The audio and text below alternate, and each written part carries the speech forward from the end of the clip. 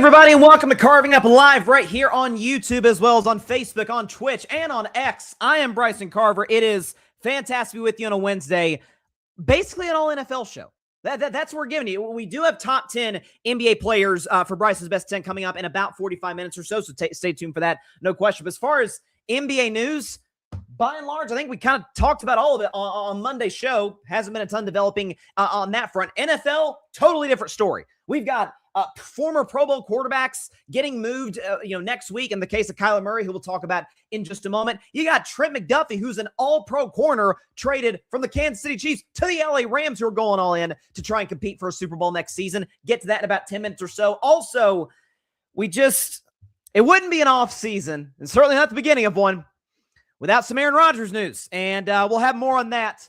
His discussion this morning, or I guess earlier this afternoon, with Pat McAfee. Still undecided. 2 months after the season's over, and Aaron still doesn't know what he's going to do. Talk about that. Again, Bryson's Best 10, my top 10 players in the NBA. Probably get some Stephon Diggs news as well. Stephon Diggs, an hour and a half ago, we didn't prep for in the show, but it broke pretty quickly. He's been released by the Patriots. So one and done in New England, one and done in Houston the year prior. What's next for him? What's New England's thinking in all of this? And at the end of the show, I've said that we're going to be doing this over the course of the next few weeks. A recap of the most recent episodes of the hit series on FX and Hulu called Love Story, about John F. Kennedy Jr. and Carolyn Bessette. We recap the first 3 episodes on Monday's show. Going to recap the next 2, 4 and 5 today. And then from that point on, it's just going to be every Monday reacting to the most recent episode. There's 9. So very excited to get into all of the above. But first, it feels like it was kind of inevitable after a while, but Kyler Murray is going to get released by the Cardinals, barring they finding a trade deal, a trade partner before next Wednesday. That's not going to happen. He's making upwards of $35, $40 million a year. No one's trading for that contract. And so, listen, for Arizona, the question is, okay, it's a weak quarterback draft. They've got a top 10 pick. Like, do they decide to go after Ty Simpson? Do they decide to kind of take that swing and say, okay, this is going to be our franchise quarterback now? Or do they say, you know what? New head coach, new front office, neither of which were tied to Kyler.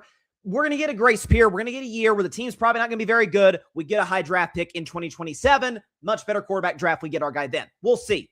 Or maybe they go the Seattle Seahawks route back in 2012 and take Russell Wilson in the 3rd round, or take somebody they like, one of those mid-round picks, and then see what they have in that.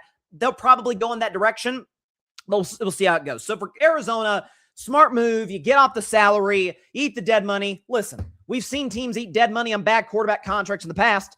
The Dolphins are probably going to do it with Tua. The Broncos did it with Russell Wilson. Look at that work for Denver, right? So eventually, and this will sort of shift me into the team that I think Kyler fits in the most. Get to that in just a minute. But what it does is, it's okay to admit you were wrong. It's okay to move off of an albatross of a deal if it's in the best interest of your franchise. And for the case of the Arizona Cardinals, this is. For Kyler, it's a little bit more complicated. Because on one hand, well, there was a reason he was the first overall pick in the draft back in 2019. I mean, there was a time we weren't sure if he was going to play football at all, if he was going to go to baseball. He was a top 10 pick by at the time, Oakland Athletics. Decides, you know what? Maybe potentially more of a future as a quarterback in the National Football League. Goes number 1 to Arizona, and mixed bag. We could show you Kyler Murray's numbers in the 7 seasons he was in Arizona. Pretty good. I mean, 153 total touchdowns to 72 turnovers. That's slightly over a 2-to-1 total touchdown to turnover ratio. Okay. 271 total yards per game. That's good. 91 rating. Not bad. 56 QBR. Same thing. He's 10 games under 500, 38, 48, and 1. But the big stat at the bottom, 31 games missed. And a large part of that is because, for as gifted an athlete as he is, 2-sport guy, football, baseball, he's 5'9". That's just the reality. And in a time in today's NFL, and I said this on Monday's show, where small quarterbacks have never been less valuable in the last 25 years. Really, since the turn of the century, the turn of the millennium. Small quarterbacks never been less valuable. What do you think about Kyler Murray? You think about Tua? You think about, look at Russell Wilson just plummet from superstardom to, is he going to be on a team next year within a span of 5 seasons? You talk about somebody like let's be honest, Baker Mayfield, exceptionally talented quarterback. He also was the number 1 overall pick in the draft out of Oklahoma. Accurate the whole bit, but without an elite play caller, Liam Cohen wasn't the same guy. Baker was awful in the second half of last season. Bryce Young, I may believe that he can be a solid starting quarterback for a decade in this league, but there are limitations there. There just are. Some of it's as simple as, yeah, he can't see over the line. Now, for Kyler, that's not as big of an issue because he's a great athlete. But when you are so reliant on your legs to be able to make throws down the field, and when the fact of the matter is, unlike a lot of those other guys I just mentioned, there's character stuff with Kyler. There's how committed is he? There's the clause that they had to put in their contract that got a lot of buzz a few years ago, right? Like, okay, study habits. There's questions there. How much is he spending more time on Call of Duty or in the film room breaking down coverages, in the film room? Like, what is this guy's level of commitment? Especially now that he's gotten paid well. Chances are he's going to be a free agent next week, open for business for any of the other 31 teams to sign. And so, listen, Kyler's too talented. Kyler has shown enough positives that he will absolutely get another opportunity to start. I mean, if Sam Darnold, who was straight garbage with the Jets, not great with Carolina, won some games, but individually wasn't that productive, if he can get a backup job in San Francisco for a year and then go to Minnesota, and now we're seeing the Sam Darnold that we've come to know for the last couple of years. Some of that you could say is, yeah, but Sam's also 6'4", bigger athlete, and better leader, better teammate. Even back with the Jets, his teammates swore by him. Not the case with Kyler. Here's what I think is I don't want to say a perfect fit, but the one that makes the most sense for Kyler Murray. It's the Minnesota Vikings. There's been rumors and reports over the last week. Hey, they're looking at bringing in a veteran quarterback to maybe challenge J.J. McCarthy. Very similar to what the Colts did a year ago, ironically, with the quarterback that used to be in Minnesota. With Daniel Jones, they bring him in to compete with Anthony Richardson. Guess what? In part due to injuries, Anthony Richardson never starts a game. Daniel Jones beats him out in the preseason. He's better, and Daniel Jones, prior to the injury, playing pretty good football. He just got transition tagged by the Colts. Chances are he's going to be in Indianapolis this season. Smart, young offensive coach. Same case, obviously with the Vikings. I think Kevin O'Connell this is like a backhanded compliment, I guess, but is the best coach in football who doesn't have a playoff win. It's like, well, if you're so good, why don't you have a playoff win? Fair enough. He got Kirk Cousins to 13 wins, 2022, lost to Daniel Jones of the Giants. A couple of years later, win 14 games. Darnold's bad in the last two. You get blown out by the Detroit and then by the Rams in the wild card game back in 2024. But we all know Kevin O'Connell is an elite offensive coach. Comes from the McVay tree, creative guy, works well with quarterbacks.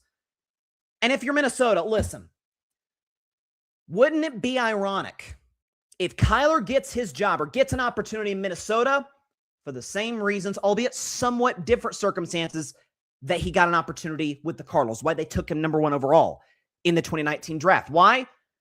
Because the Cardinals looked around, they saw Josh Rosen, they're like, yeah, this guy, he's not good. He can't play. And Josh Rosen's been out of the league for a long time now. Really good college quarterback. There were some character issues there with him as well. He's bad.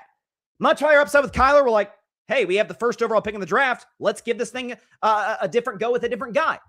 And certainly Kyler was much better than Josh Rosen, to put it mildly. Most guys are, but that could be a similar situation in Minnesota. You're like, well, Bryson, you got to give J.J. McCarthy more than 1 year. Do I? Well, I mean, Sam Darnold, bond with the Jets. Baker Mayfield had some pretty low lows with the Cleveland Browns. Yeah, we're talking about two of, in my opinion, the two worst run organizations in football, maybe even sports. The Cleveland Browns and the New York Jets. Or are we going to compare the Vikings to that now? I know the Vikings don't have any Super Bowls, but come on. I know they just fired their GM, understandably so, but great coach, good roster. Obviously, Justin Jefferson still has a case to be the best receiver in the league. I mean, think about this. Let's just show what J.J. McCarthy was with Justin Jefferson, with elite running game, or an elite running game, with Kevin O'Connell calling plays. J.J. McCarthy, a year after Sam Darnold just threw, was an MVP candidate last year or the season prior, the man had more picks than touchdowns. 57% completion, 163 yards a game. 72 rating, 35 QBR. He was bad. Arm strength, that was one of the things people talk about. Oh, man, JJ's arm strength is good. Yeah, he's not accurate with it. His decision-making's bad. By and large, seems like a good kid. Like, it tends to be very weird. I'm sure we'll hear it, especially given that this is a much weaker quarterback draft than the one JJ was in 2024 when he had Caleb, Jaden Daniels, Drake May, Bo Nix, and all these guys. Be very weary. If you're thinking about drafting somebody in the first round, be very weary of, man, good kid, really smart, interviews well, Listen, there's value in that. There's no question. That's not to say you can't develop that guy. And you know how much I care about that as it relates to prospects. That's why I ripped Diego Pavia on Monday and will continue to if his behavior doesn't change. But that can't be your best trade. There's got to be something tangible there. And when you're J.J. McCarthy winning a national championship with a run-first Michigan team, an offensive line, Blake Corum-led Michigan Wolverines football team, I'm sorry, I'm not going to view you in the same realm as I viewed what I saw with my eyeballs in that draft. Caleb, Jaden, Drake, Bo Nix, like even Penix was a much better college quarterback than J.J. McCarthy. And so now you look at the situation now, he had it made. Playing indoors, yeah, it's a tough division. Welcome to the NFL. The divisions are tough. Kevin O'Connell, Justin Jefferson, Addison. I know they dealt with some injuries at running back. I think they're going to release Aaron Jones if they haven't already, are the Minnesota Vikings, but it's a well-run offensive staff. And you got Brian Flores running the defense. Pretty good situation. And yet and still, with Carson Wentz coming in briefly, with Max Brosmer coming in and just, remember that first start against Seattle? Probably be a little bit easier on the kids. His first start in Seattle, and we saw what the Seahawks did throughout the season. It was awful. Did you know the Vikings won 9 games last year? I know we kind of stopped paying attention to them. Like after Thanksgiving, it's like, okay, they're 4-7, 4-8. Like they're not sniffing the playoffs. We're moving on from Minnesota. JJ's no good. They finished 9-8. They finished ahead of the Lions in the division. I know it's hard to believe, but they swept Detroit, got the tiebreaker. Minnesota was 3rd in the NFC North last season with atrocious quarterback play. I mean, if Carson Wentz is, I think by a healthy margin, Minnesota's best QB in terms of production a year ago, that's a problem. Can't take a flyer on Kyler Murray. 1-year contract. Do kind of what the Colts did with Daniel Jones. See what's there.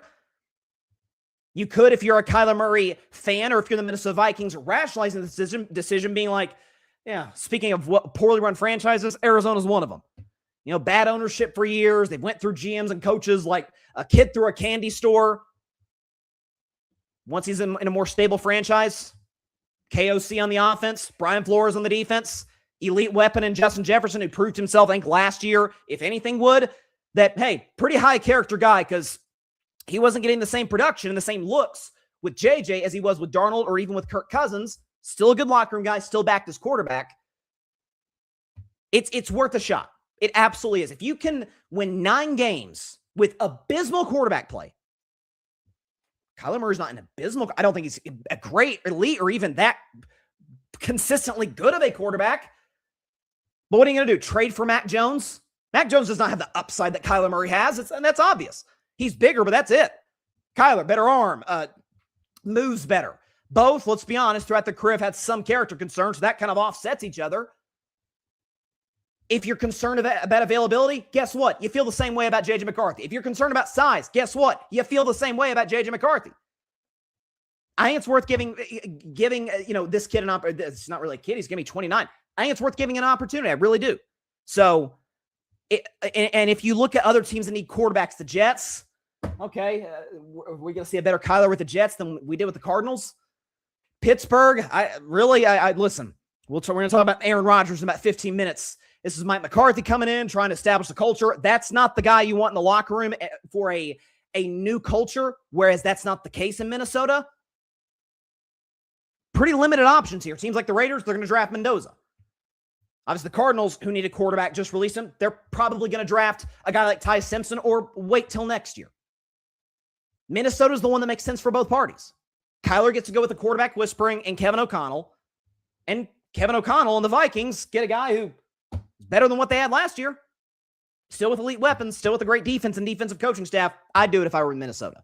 A trade, though, that broke today. Offseason's in full swing. Just because free agency hasn't officially begun yet, we've still been getting some moves coming in.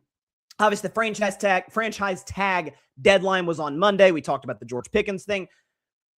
We still have some big trades. And this one was a blockbuster between teams that have been exceptionally successful over the last 5 to 7 years, the Kansas City Chiefs and the LA Rams. Kansas City trading Trent McDuffie, all-pro corner, we'll get to him in just a second, to the Los Angeles Rams for a few picks, including a first-rounder this year. Interesting that the LA Rams, because we knew they had 2 first-round picks because of the James Pierce trade a year ago. Interesting that the Rams gave Kansas City their first-round pick, not the one they have through Atlanta, which is, 12th, 13th overall. So the Rams are like, we want to keep the higher of our picks, understandably so. But if you're this to me, I know so many times in life, if there's an exchange or there's a trade of any sort, who won? Who was the winner in this ordeal? Sometimes both. Sometimes neither. In this case, both. The Chiefs and the Rams won this trade. The LA Rams, I think we're going to see very much a last dance type of vibe. Not in that if they, not in that after 2026, the team's just going to be completely disbanded. But we know Sean McVay a few years ago was flirting with retirement. Was flirting with, hey, maybe going to television. We know he's got a young family, kids. Coaching the NFL is a time-consuming job if there ever was one. Matt Stafford, MVP a year ago, deservedly so, not getting any younger. I've always said, don't compare your old quarterbacks to Tom Brady. He's the great outlier. You've got Devontae Adams in the latter stages of his career. He'd like to win a ring. He's never been to a Super Bowl despite all of those title game appearances with Green Bay and with the Rams last year. This is a make or break sort of situation for LA. They've already got a ring, fortunately for them, but they want to get another one with the group that they have. What was the biggest weakness of the Rams last season? Not just defense specifically, the back end of their secondary. Well, this does a lot in taking care of it. Show Trent McDuffie in his time with the Kansas City Chiefs. The guy was awesome. I mean, the biggest thing, let's say this, sidebar, biggest thing you should see when seeing this graphic. Okay, so two-time Super Bowl champion, first team All-Pro in 2023, second team All-Pro in 2024. What you see missing there, and it's not a missed fact, 0-time Pro Bowler. Trent McDuffie has never been a Pro Bowler, ladies and gentlemen. So as if the NFL Pro Bowl had no merit to begin with, this all but seals it. But the bigger thing down there, you know how much I trust Pro Football Focus. Trent McDuffie, 90.2 career coverage grade, according to PFF. That is the second among cornerbacks since 2022, which is the year that he was drafted by Kansas City. And so, listen, the Rams are getting an elite player, arguably the best nickel corner in the NFL, to add to a defense that we know has two elite pass rushers in Byron Young and in Jared Verse. We know the Rams are almost certainly going to go all defense in throughout the draft, because offensively, great O-line, Stafford, two elite weapons, good running game, Kyron Williams, like they're fine. Good tight end and Parkinson, McVay calling plays. Like offense was not the Rams' problem. We talked about that before the playoffs when we went through playoff weaknesses. Like the biggest reason the Rams or any of these teams wouldn't win the Super Bowl for the Rams, from Thanksgiving on to the playoffs, they were an awful defense. Well, this partly fixes that. Now you can put McDuffie on a Rashid Shaheed in a big playoff game so he doesn't burn you over the top. Or if the Seahawks want to put JSN in the slot, McDuffie can be able to take care of that assignment, as opposed to some of the guys that they were throwing out there last season. So for the Rams, makes all the sense in the world. Les Snead, who's their elite GM, what did he say years ago? F them picks.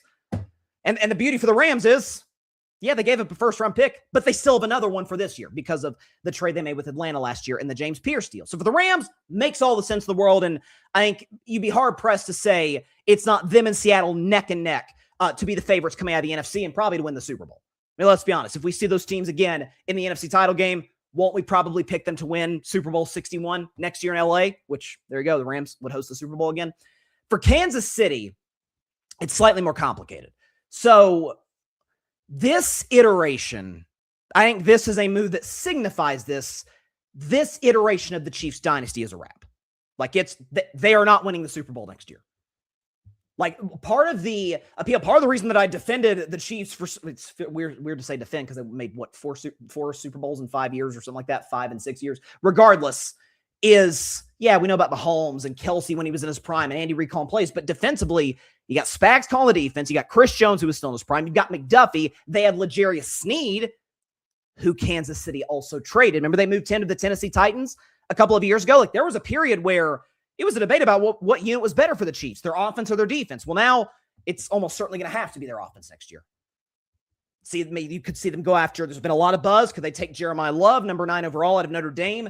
Mahomes, unlike Lamar, Josh, even Joe Burrow for a time, Stafford, he's never really had a running game. So I think Jeremiah Love would be a great pick for the Chiefs. If they don't go in that direction, I think going defense would not be a bad move for them. They've shown an ability. They found McDuffie. They found L'Jarius Sneed. Like they've been good drafting on the back end of their defense for years. They'll be fine in that regard. But they are doing something very, very similar to what we talked about with the Detroit Lions on Monday. Ironically, the two teams I picked to be in the Super Bowl 2 years ago is yeah, we think we're going to be good next year. Like, I don't think anybody who knows anything about football is going to be like, if Patrick Mahomes comes back and he's healthy and he's Mahomes, the Chiefs are going to be awful again. I don't anticipate that being the case. But they don't have enough to get to the next level and win a Super Bowl in 2026. They don't. You just gave up one of the primary, defensive playmakers in your backfield.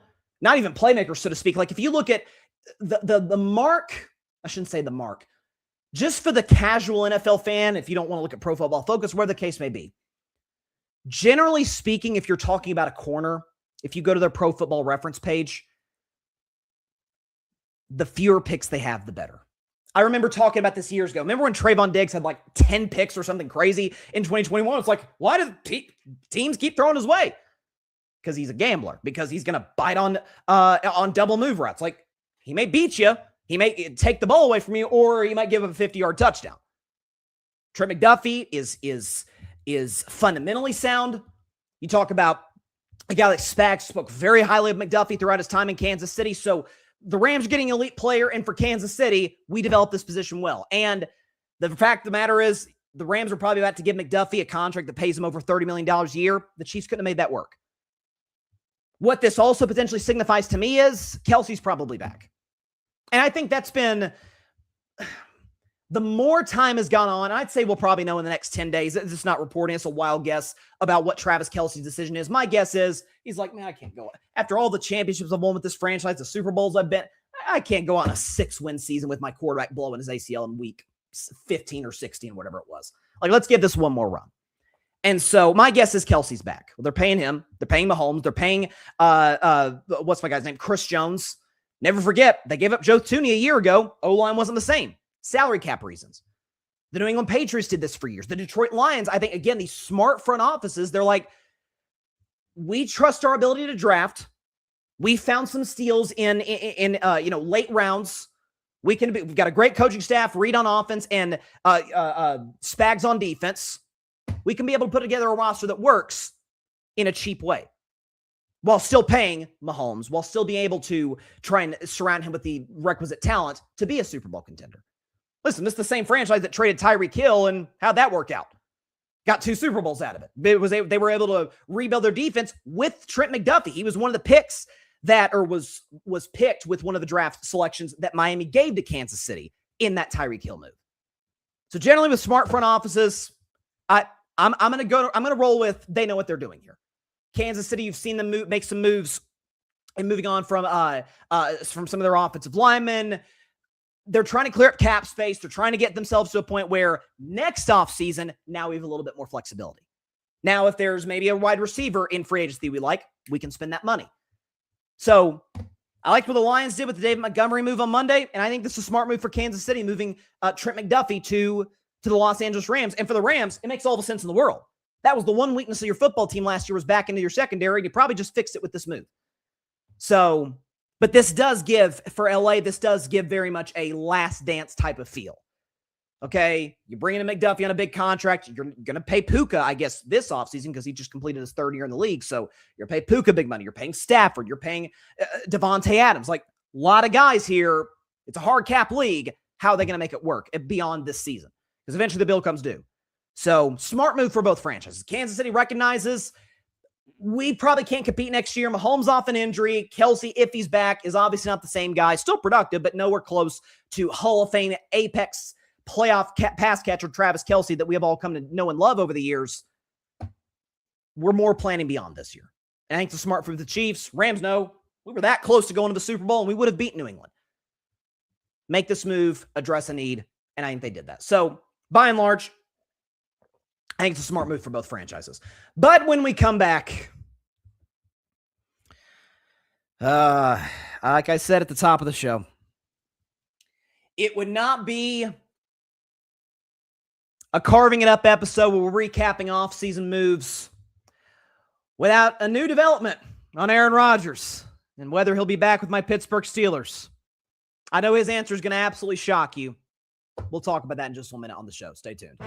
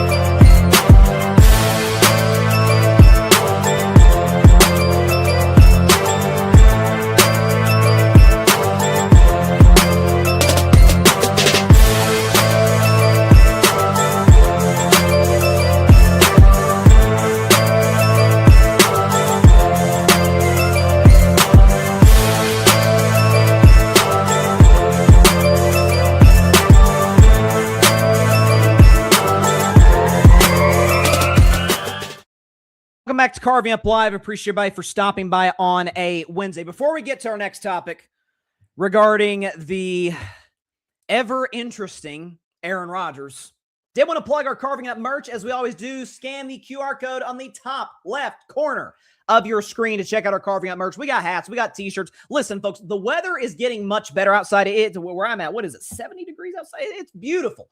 Well, we're starting to get into that. Okay, March Madness is around the corner. The weather's getting warmer. Here we go. Less hoodie weather, more t-shirt and shorts weather. We're getting to that point sooner rather than later. So check out some of our Carving Up t-shirts and hats, and we even got some sun hats if you're going to the beach this summer.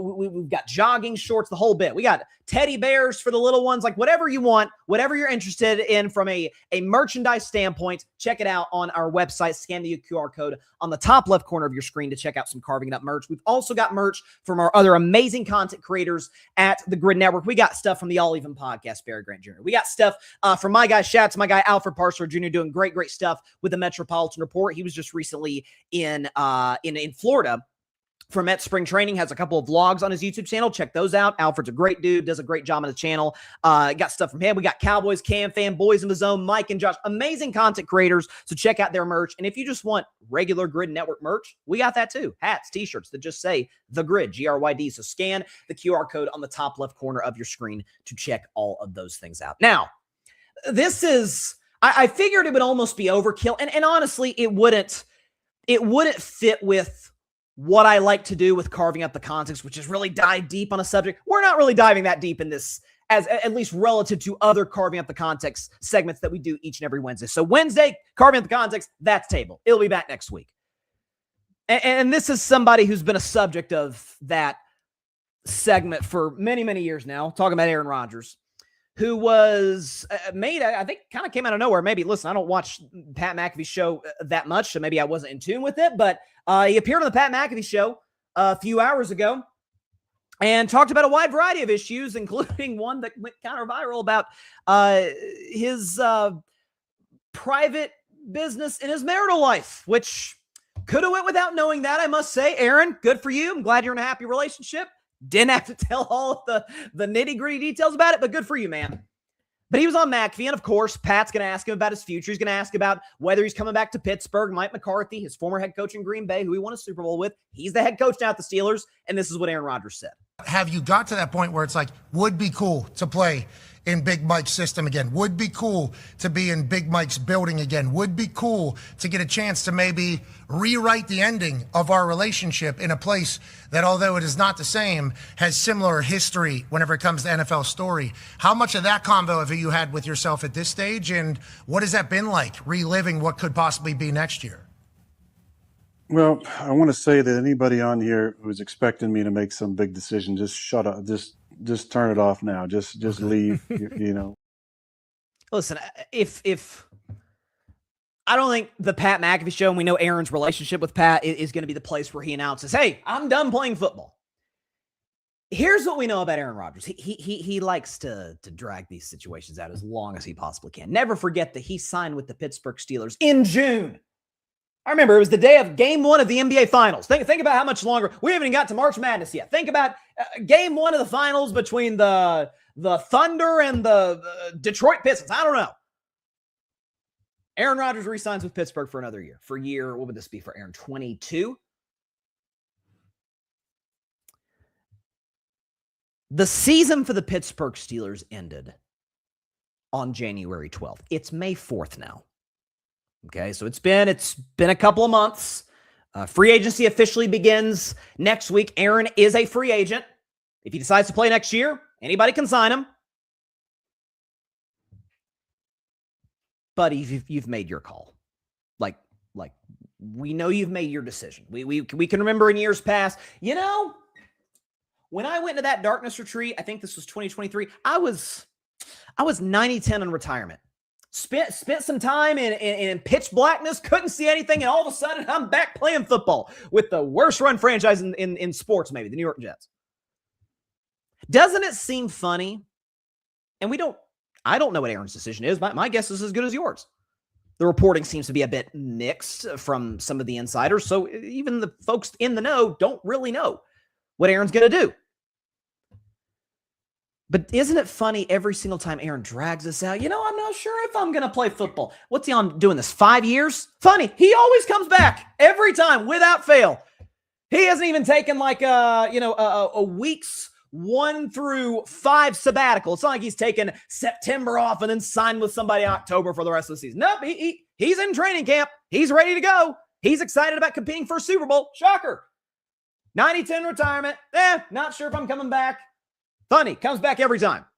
It's weird how that works. Aaron, shout out to Colin Cowherd. He said this for years. Aaron likes to tell us how football doesn't matter that much to him, but it matters. Yeah, of course it does. Aaron loves to compete. Aaron is, I'd argue, the most gifted thrower of the football in the history of the league. Of course he loves to play. And last year, if you just look at the numbers, 24 touchdowns, 7 picks, led the Steelers to the playoffs by winning the AFC North. Aaron was pretty good. But then I guess this is like a slight toe in the water on carving up the context. I've showed the stat a number of times. Yeah, Aaron was pretty good last year. He had some moments, except against good teams, except against playoff teams in which he wasn't a very good quarterback. As many picks as touchdowns, a 57% completion percentage. This is atrocious. 164 pass yards per game. That's like J.J. McCarthy stuff. 70 passer rating, a QBR 0 to 100 of 23. And a 1-5 record. By the way, that one win came against the Patriots back in week 3, and New England turned the ball over 5 times in that game. I remember talking about the next day in the show, man, my Steelers just escaped. They did not deserve to win that football game. So it really should be 0-6. Or I guess 0-5, because without that win, they wouldn't have gotten the postseason at all, I think. Regardless, if you are Pittsburgh, the whole rationale of waiting for Aaron a year ago. Now, of course, Mike Tomlin was still the coach back then. It was different scheme, different system is what McCarthy's going to bring in this season.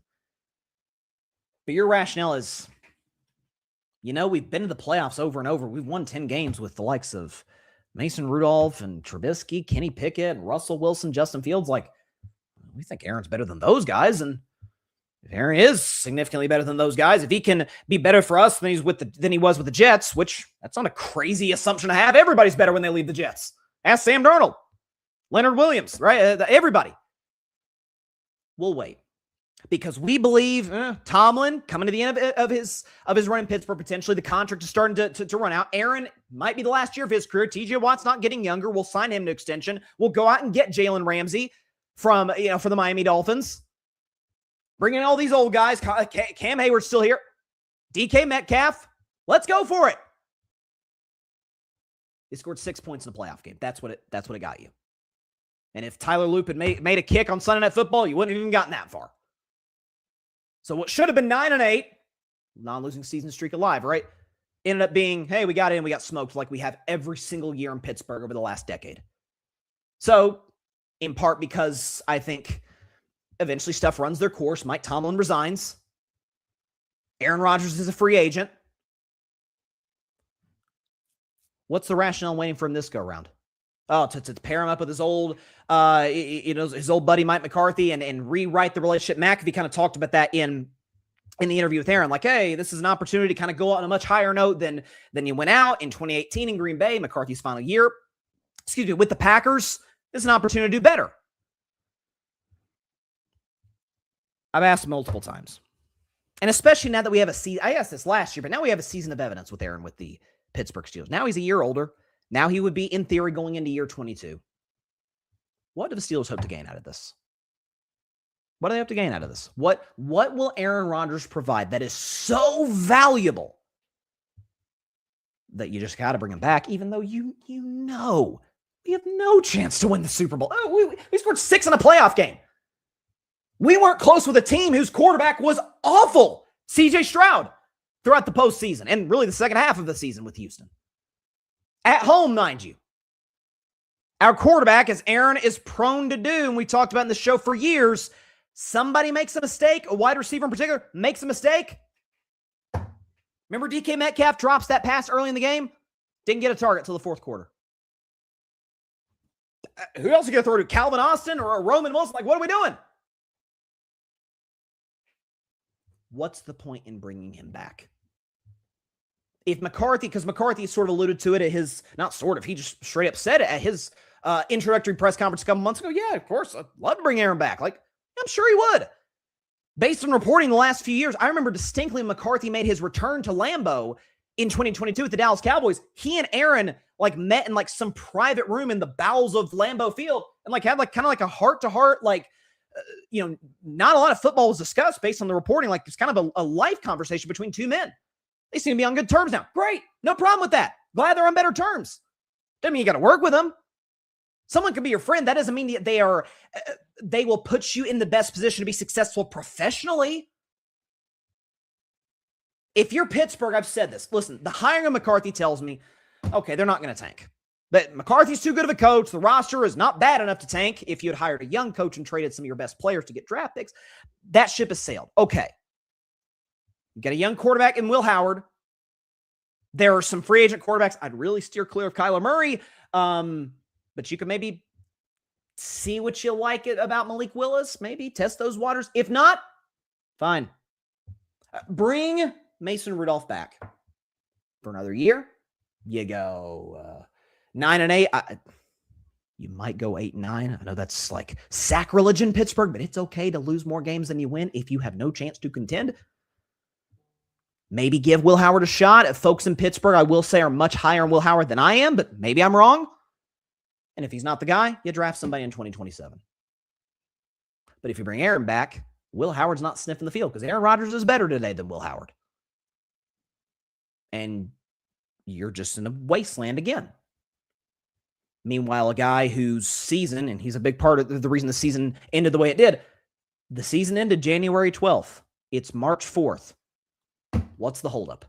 What are you coming back? The offseason started. There's trades being made. The free agency starts next week. Teams are already evaluating the draft. What are you doing? We waited on you until June last year. We got a blowout playoff loss at home out of that. What's the point in waiting for you this year? So Aaron can be coy. He can play his classic offseason games only once. That's fine. That's his prerogative. But at some point, the Steelers got to have a little bit, I'll be honest, a little bit of pride, a little bit of self-respect. We're the Pittsburgh bleeping Steelers. We've won 6 Super Bowl titles. We are supposedly one of the gold standard of NFL franchises. We're going to wait for an old wash 42, 43-year-old quarterback again? Come on, man. Does this make the Steelers better in 2026? And does it give them a chance to contend for championships beyond that? No, of course it doesn't. So, if Aaron doesn't have a decision by the start, or I shouldn't say by the start. I mean, it'd be nice if he did. But if a week from today, we're still not sure, it's just cut ties. Mike McCarthy, Omar Khan, we've got to do what's in the best interest of Pittsburgh. You were good with us last year. 24 touchdowns, 7 picks, helped us get to the playoffs. Did basically what Russell Wilson and Mason Rudolph did, but you did your job. Thank you for your services. We're moving on. Never forget the Green Bay Packers. They put up with a lot of Aaron's nonsense for a long time. The second he was an Aaron Rodgers MVP, gone. Moved him. So maybe Steelers could take a page out of that book. And Pittsburgh never saw prime Aaron. Green Bay did. So there you go. Real quick, I did want to touch on this because it broke a couple of hours ago. And initially we didn't plan to have it on the show, but I feel like it's notable that according to Tom Pelissero, Stephon Diggs has been released by the New England Patriots. And so how much money is it? Again, this was not a part of the prep on the show. I'm not sure how much money they're going to save necessarily. But yeah, all we got is that Pelissero reported that Stephon Diggs has been released. So there's some, I think the first aspect of it is, okay, there's some off-field stuff with Stephon that is legitimately concerning. Maybe New England doesn't want to deal with that. Okay. And I think by and large, if you're a Patriots fan, and I know a few of them, good friends of mine, I remember talking to my good friend, shout out to Dylan, who I worked with in Disney World last year. He's a big Patriots fan. And when this news broke a year ago, he was like, Stephon isn't quite the same player he used to be. I'm like, listen, A, he's better than what you had. And B, yeah, he's got off-field issues. But by and large, the guys seem to like him in the locker room. Vrabel's first year, can come in, be a good veteran presence to the young guys, Pop Douglas, Keyshawn Boutte, these guys. And By all accounts, he was. He was Drake May's consistent number one guy throughout the course of the regular season. So I think, generally speaking, mission accomplished if you're New England in that regard. Now, what's Stefon's future? Listen, first of all, we got to see what happens with the off-field situation. And even beyond that, okay, this is going to be year 12 for Stefon Diggs. Like, receivers don't get better as time goes on. Okay, you've had some good organizations like Minnesota and then Buffalo and then Houston and then New England all move off of you. That's not the best advertisement for teams that might be looking for some wide receiver help. Now, I'm not saying that Stefon Diggs can't play anymore. You saw last year, he was quite good. But I think New England's mindset is, okay, defense is great. Like, Vrabel's got that side of the ball locked up. We're going to have Josh McDaniels probably forever because he bombed twice as head coach. That's kind of the luxury that the Chiefs have had with Spags. The Patriots have it with Josh McDaniels. Drake May's our guy. Got to upgrade the offensive line, and we need to give Drake probably some better weapons. Travion Henderson, I think, is going to have a bigger role next year, as he should. I really, really like his upside, and I think he showed it to you as like a home run hitter type back with the Patriots last year. Keyshawn Boutte showed some real promise. He was great in that Texans game, made the great catch. Pop Douglas, this guy with speed and can make plays with the ball in his hands. You could be able to add to that group. And so I'm just not really sure what Diggs' future is. Again, the off-field stuff, my guess is he probably gets suspended to start next season. And then beyond that, who does he end up with? Wouldn't it be hilarious, kind of, if the Steelers brought in Diggs and just like, hey, let's get older. let's get guys. Listen, if you brought in Stefon Diggs, again, I am not advocating for this, by the way. We need receiver help, but preferably young receivers. If the Steelers signed Stefon Diggs, it's like, in 2020, this team would have been awesome. You got Aaron Rodgers and DK Metcalf and Diggs and Cam Hayward and Watt and Jalen Ramsey. All these guys, Jonnu Smith. Problem is, most of those guys are washed. In the case of TJ Watt, far from washed, but declined a little bit last year. I was somewhat disappointed with what I saw from TJ. All right, shifting now to the NBA. It's our only NBA topic of the show. So we do Bryson's Best 10 each and every Wednesday. Again, I mentioned on Monday, I was debating whether to do a Bryson's Best 10 or to do a mock draft. Make an announcement on the show now. Starting next Wednesday, mock draft 1.0. We're getting in that season. We're now post-combine. You're seeing all of these draft evaluators put together their mock drafts. Well, I'm going to have my first mock draft each and every Wednesday on this show starting next week, looking at potential trades. Last year, I didn't experiment really at all with trades. This year, I think I'm going to at least post my first mock draft. But next week, my first mock draft. Stay tuned for that. Very, very excited to look at it. Again, it's a marriage of two sports I love, the NFL and college football, and very, very excited for that process. So stay tuned for that next Wednesday. But right now, we're doing Bryson's Best 10, and we're in the last 6 weeks of the NBA regular season. Like, we're getting the home stretch. We've talked about in the show the teams I think are contenders, pretenders. I did that segment a few weeks back. Well, in this case, and we'll probably do a final version of this segment before the playoffs starts in about a month or so. I always do it where top 10 players in the NBA, and then once the playoffs are over, that list almost certainly looks differently.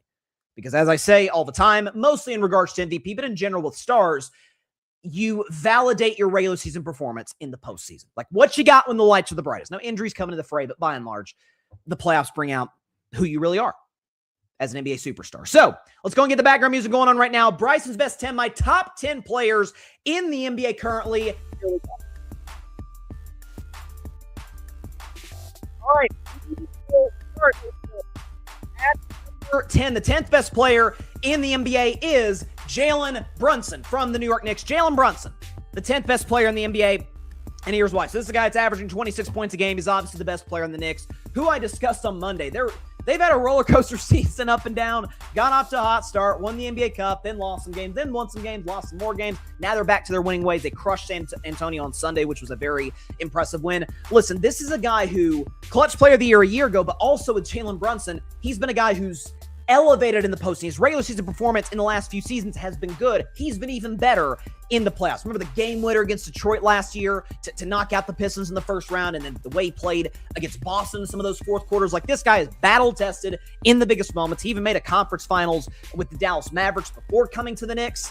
And again, without Tibbs now, and Tibbs is an excellent coach. I think Mike Brown is somebody who isn't a great one, but can understand, hey, I should use my bench. I should give my stars like Brunson and Cat and Mikal Bridges, some time to get a breather on the bench. I think he's going to be rested. I think he's going to be ready to go in the postseason. Jalen Brunson, I expect big things from him. He is the 10th best player in the NBA. At number 9, a guy who has a legitimate case for MVP. It is another Jalen, although slightly spelled differently, Jaylen Brown of the Boston Celtics. Jaylen Brown, 9th best player in the NBA, and here's why. So this is a guy that's 4th in scoring. He's averaging, 29 points a game, shooting 48% for the field. I thought that, I think we all thought this. The consensus, if I can speak today, on Boston coming into this season. Okay, Tatum's gone with the Achilles. They traded Porzingis. They traded Drew Holiday. Horford's gone. Like, they'll be a good team. Each is bad. They'll be in the playoffs. Maybe win a round. Nothing more than that.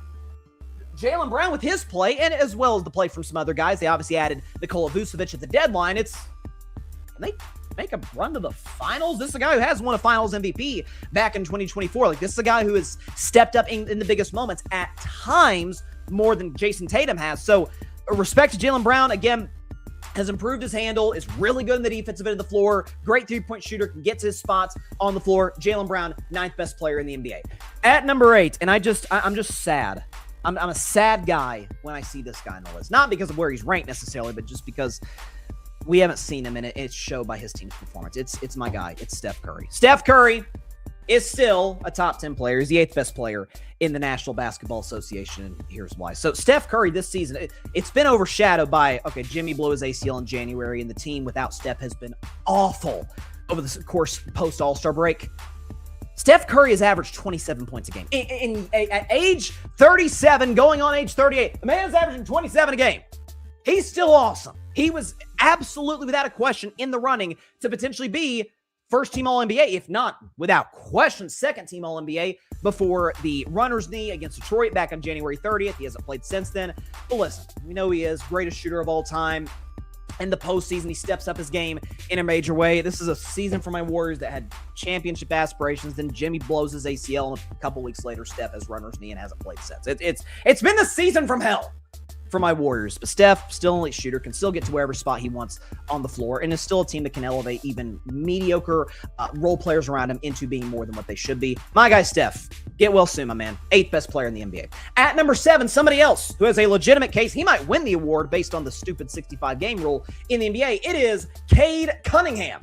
From the Detroit Pistons, Cade Cunningham is the 7th best player in the National Basketball Association. Here's why. So this is a guy who's averaging, 26, 27 a game, averaging 9.9, 10 assists a game. He's been consistent, gets his spots. And again, the biggest concern I have with Detroit, unbelievable defensive team. Cade's really the only guy you trust consistently on the offensive line. Jalen Duren to a certain degree, but Cade is the guy. Okay, he's been in the playoffs last year. He's a legit MVP candidate. He's gotten the Pistons to being the 1 seed in 2026. Just an unbelievable guy. And I think what's amazing about Cade, listen, this is a guy who's drafted number 1 overall out of Oklahoma State 2021. By year 3 in the NBA, the Pistons are breaking the record for the most consecutive losses in a single NBA regular season. Like, this guy had every right to say, man, I'm done with this. I'm too good for this. No, stayed the course. Front office, to their credit, hit on some draft picks, made some good moves, and now Detroit is like the favorite to win the Eastern Conference, barring what happens with Jason Tatum. Unbelievable teammate is Cade Cunningham. Great passer of the basketball, can score. Cade Cunningham is the 7th best player in the NBA. Speaking of guys who perform in the playoffs, at number 6, it is the Ant-Man, Anthony Edwards, who is the 6th best player in the NBA, and here is why. So 3rd in the league, in scoring. He's averaging 29 a game, 49% shooting.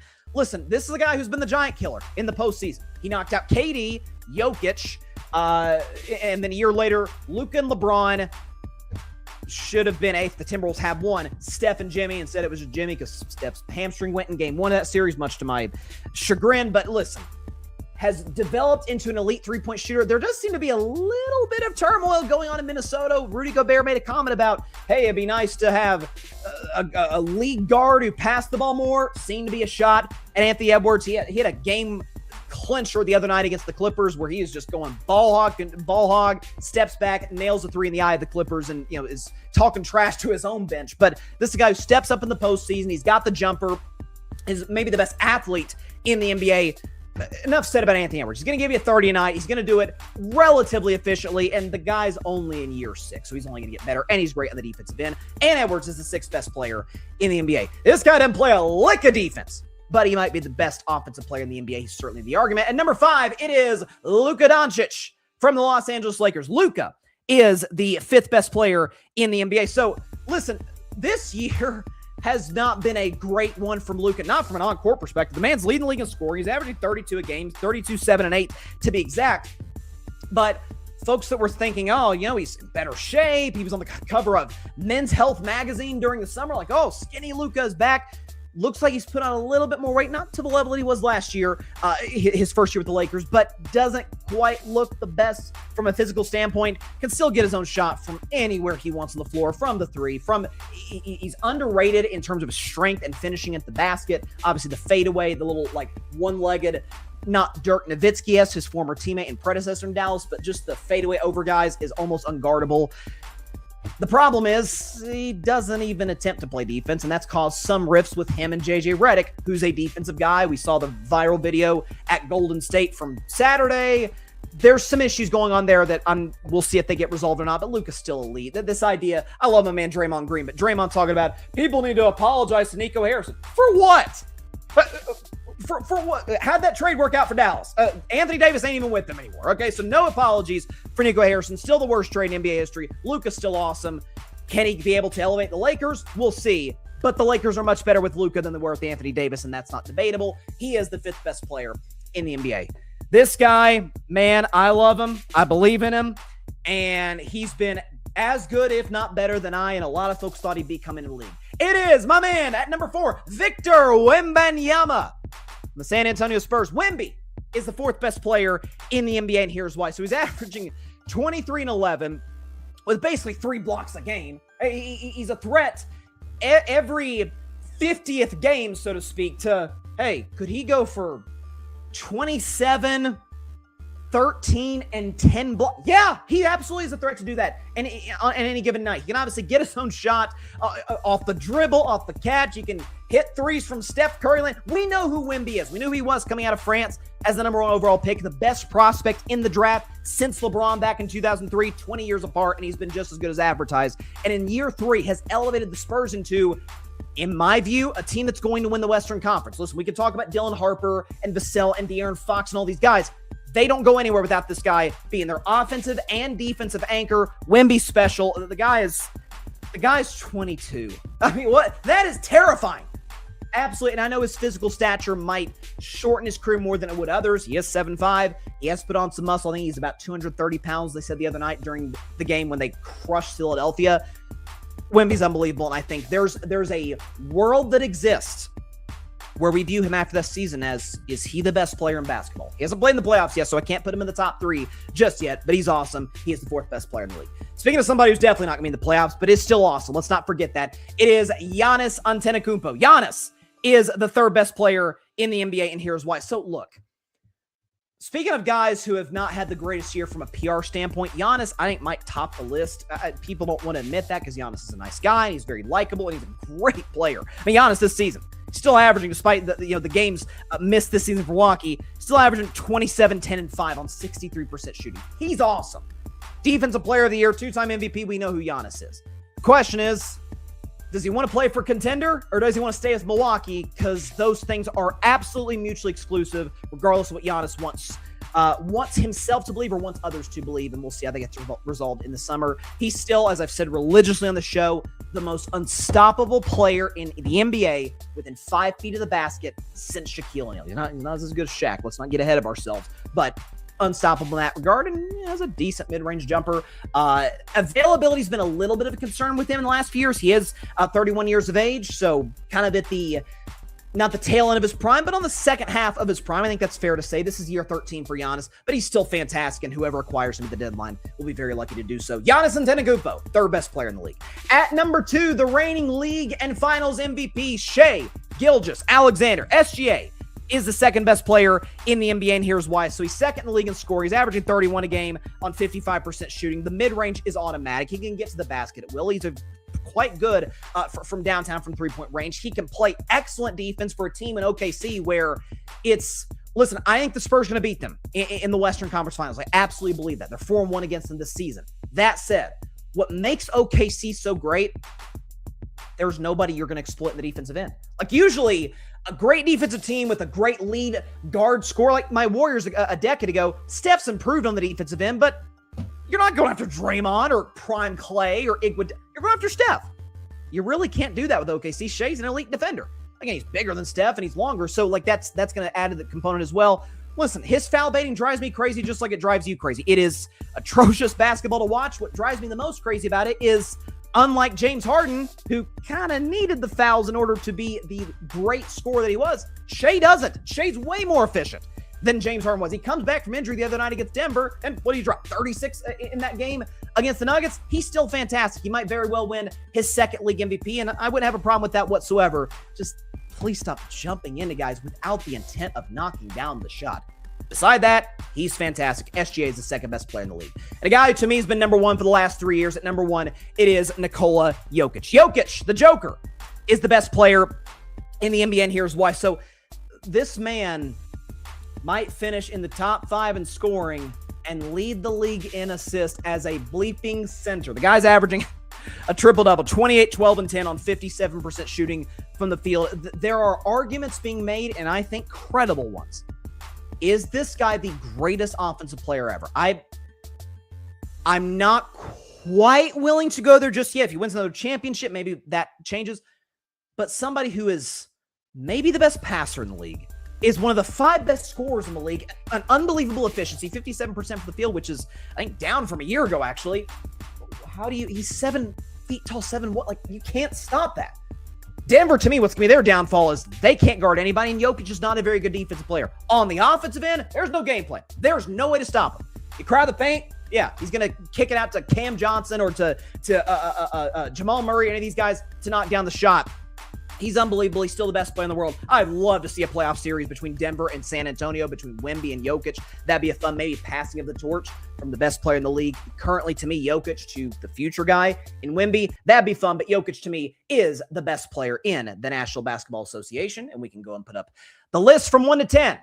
Jokic, number 1, followed by Shai Gilgeous-Alexander, Giannis Antetokounmpo, Victor Wembanyama, Luka Doncic, and then Anthony Edwards, Cade Cunningham, Steph Curry, Jaylen Brown, and Jalen Brunson. What's amazing to me, I'll keep this list up there, all of the guys in the left-hand column are international. Jokic is from Serbia, Shai from Canada, Giannis from Greece, Victor Wembanyama from France, and Luka from Slovenia. All the guys on the right, I'm almost certain Cade's American.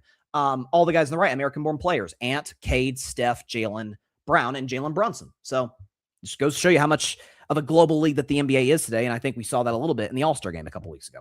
All right, we're going to take a quick break, but when we come back, from this point on, or I should say from next Monday on, we're going to end every show by recapping the latest episode, or in this case, episodes of Love Story and FX. Is an unbelievable series. Going to react to episodes 4 and 5 after the break here on Carve Up Live. Nothing but spoilers ahead. So if you haven't watched the show yet, you don't want to hear my dissertation of it, fine. Go watch the show and then watch the video we'll put in the YouTube channel afterwards. Be back to recap episodes 4 and 5 on Carving Up Live in just 1 minute. Stay tuned.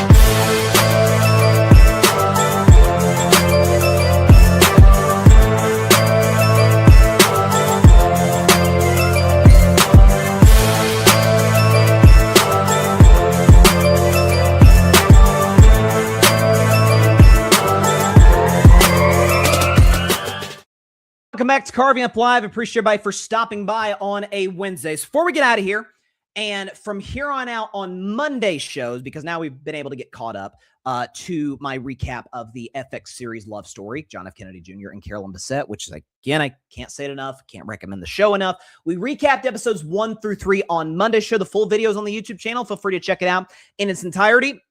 But today we're recapping episodes 4 and 5, which are the most recent episodes to release. Episode 6 comes out. We're live on a Wednesday. It comes out tomorrow night, I think at 9 Eastern on FX. And then at midnight, it's released on Hulu and Disney Plus and streaming platforms. So let's just get into it. Again, said it at the start of the last episode, nothing but spoilers. So if you have not watched it, if you don't want spoilers, turn the show off right now, because that's all we're going to be giving. So we ended episode 3 on not really that much of a cliffhanger.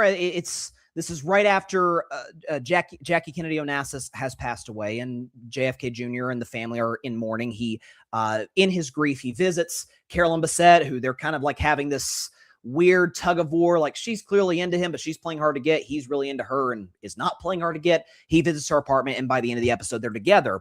And so you start episode 4. They're at a Calvin Klein party. Obviously, she works for Calvin Klein.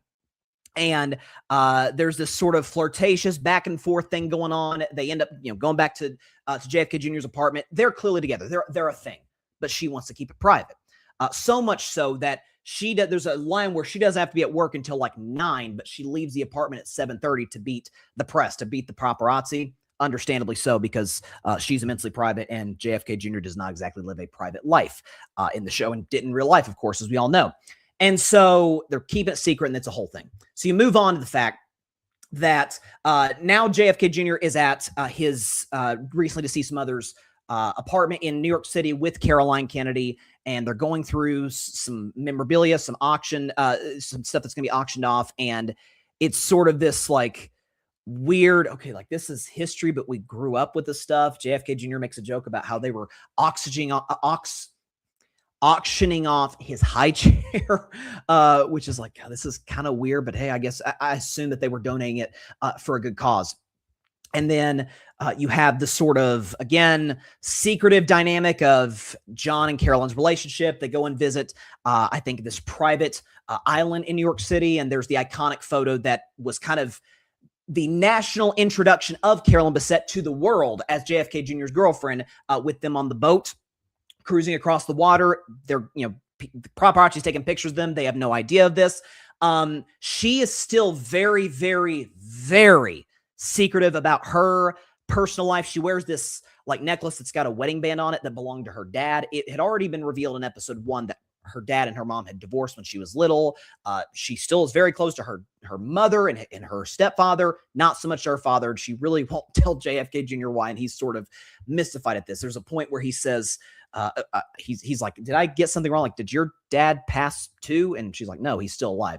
Just won't say anything about it. Okay. And so then she has dinner with JFK Jr.'s friends when they're talking about business proposals for his George magazine. And they're like, okay, we kind of like this girl. Like this might be his person. Because they obviously were, they were kind of poking fun at him for previous relationships with Daryl Hannah, with Madonna. It's like, those weren't the long-term options. This might be.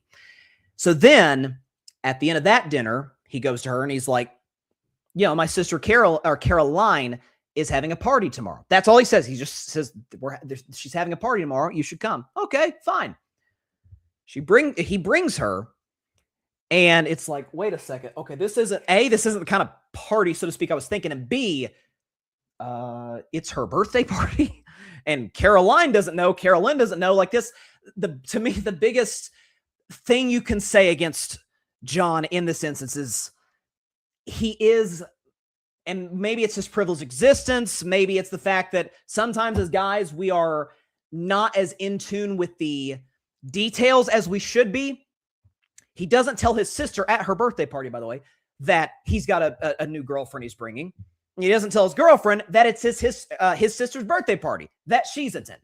And so it's kind of awkward. They kind of warm up to each other a little bit as time goes on.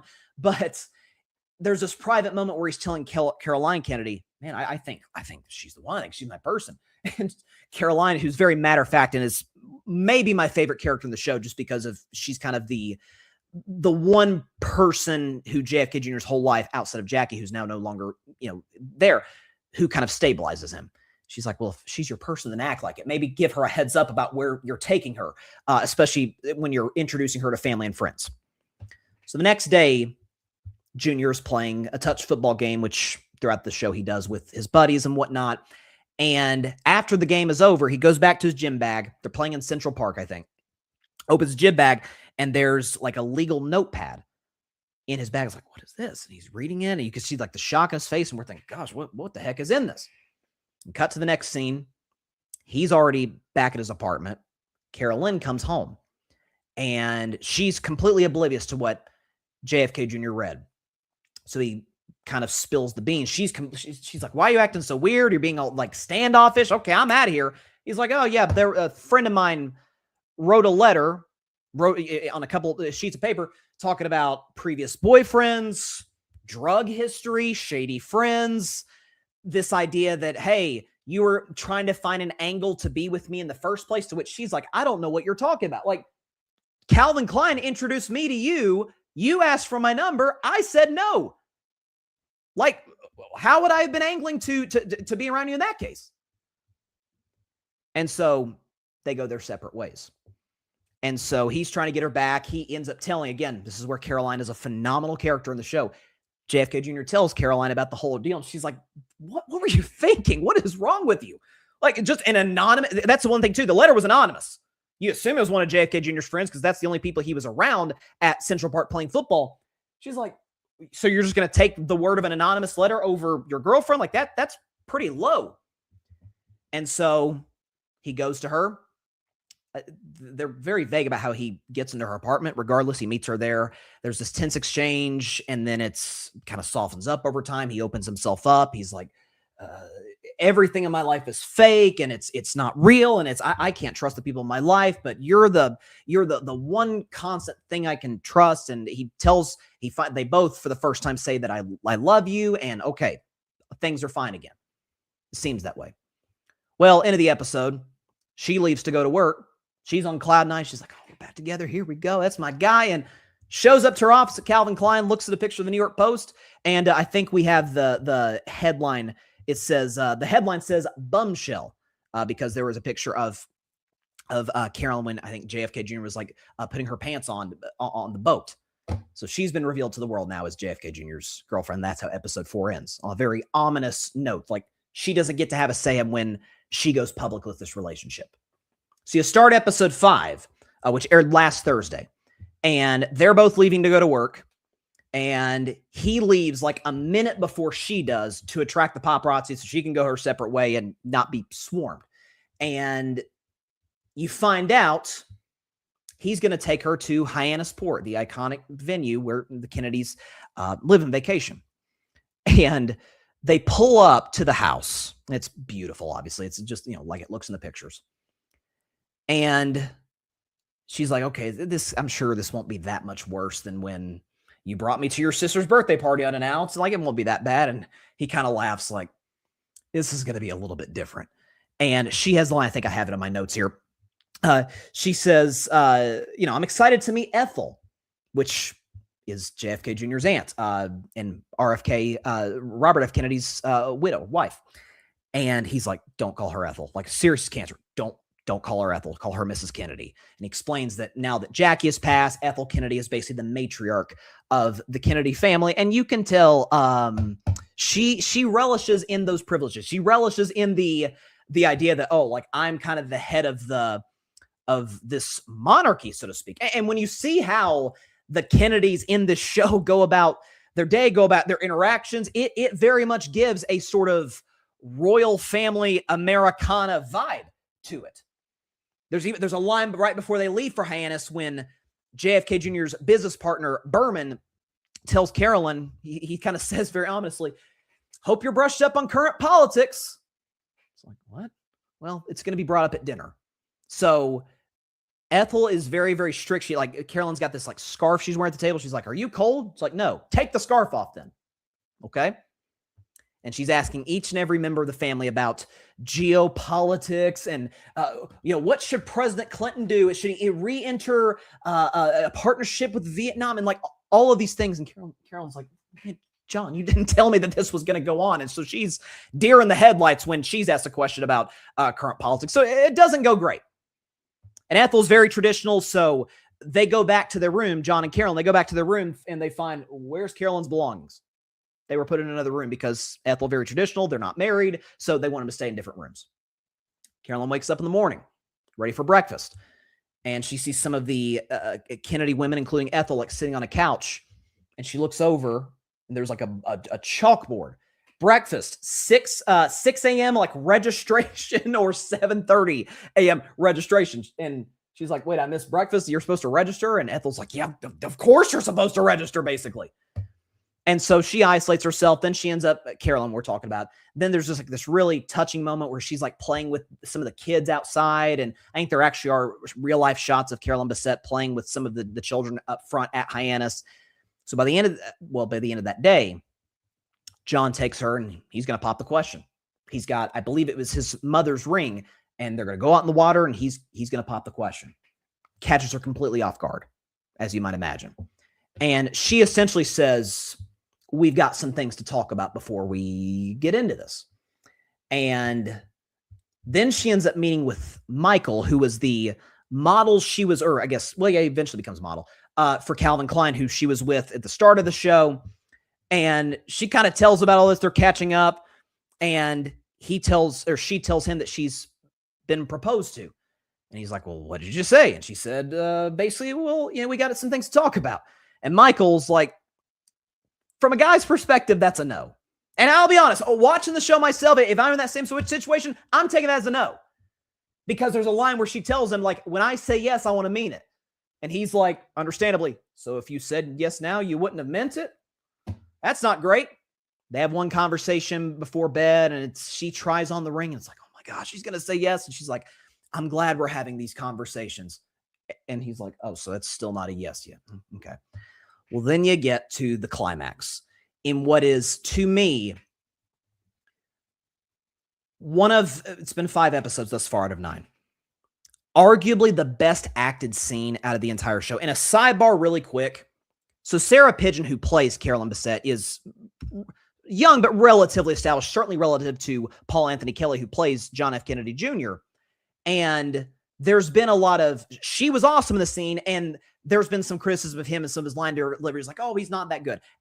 First job, number one. Number two, what did you want him to do? What did you want him to add to the lines that, again, I won't spoil per se what they were, but what did you want him to add that he didn't in your eyes? I think both actors have been absolutely sensational in this series. So I think the criticism of him has been ridiculous for this episode. The fight in Battery Park, which was in real life caught on camera to the point where, they're the creators of the show, they hired some coordinators to be able to get the two actors together and reenact the movements of the real life JFK Jr. and Carolyn Bessette in their infamous fight in Battery Park, which at times gets somewhat physical. And I saw a behind the scenes thing where like people were calling the cops on the real life, or not the real life couple, but the actors playing the couple. Like there's like a domestic altercation going on here in Battery Park. It's like, no, we're just acting a scene. There's nothing wrong here. It was that believable. And they're walking their dog through the park. That's how it gets started. And she's avoiding him. She's wanting space. And he's like, oh, so when you want to have a heart-to-heart conversation, I'm all ears. But when I want to have a conversation, you just want to isolate yourself. And they go back and forth, and it's very tense and, nose to nose basically. And he takes the ring off of her, and then she runs back and tackles him. She's like, don't leave. He's like, what do you want? And there's a line where he says, and I got to admit, I kind of agree with him, where he says something like, you're this complicated pain in the ass, just da da da da, and I still love you. You're so lucky. And eventually tensions kind of died down a little bit. They go back, it looks like, to the outside of their apartment. And there's some sort of clearing the air between the two about the compromises that each would have to make if this were to go to the next level. He openly admits that. And she asks him at one point, okay, let's not avoid the elephant in the room. Do you want to be president of the United States or not? You're John F. Kennedy Jr. Do you want to be president or not? And he says unequivocally, no, I don't. Was he telling the truth? I don't know. He seemed pretty believable. I don't know. Maybe he was just telling what she needed to hear in that moment.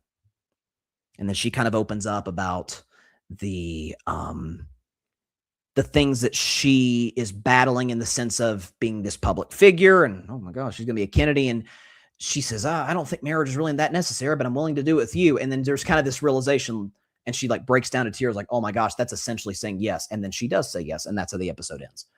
And so episode 6, as far as I know, comes out tomorrow on FX. It's released on Hulu and Disney Plus at midnight on Friday, I guess, on March 6th. And it covers their wedding, which is going to be very fascinating because they did it out of the public eye, basically. Like, we didn't get the wedding tapes of these two until like 2019, 20 years after they passed. And so, again, I'll say now what I said when I recapped episodes 1 through 3. I cannot recommend the show enough. It is outstanding television. It is based on accounts of people that knew these individuals, pretty accurate. Of course, stuff is dramatized. It's television. It's Hollywood. But by and large, yeah, they've pretty much gotten the facts and the details right in all of this. And so shout out again to the actors, the creators of this show. Can't wait for episode 6. Can't wait for the final 4 episodes. And on each and every episode on Monday on Carving Up Live at the end of the show, we'll be recapping the latest episode of Love Story, John F. Kennedy Jr. and Carolyn Bessette.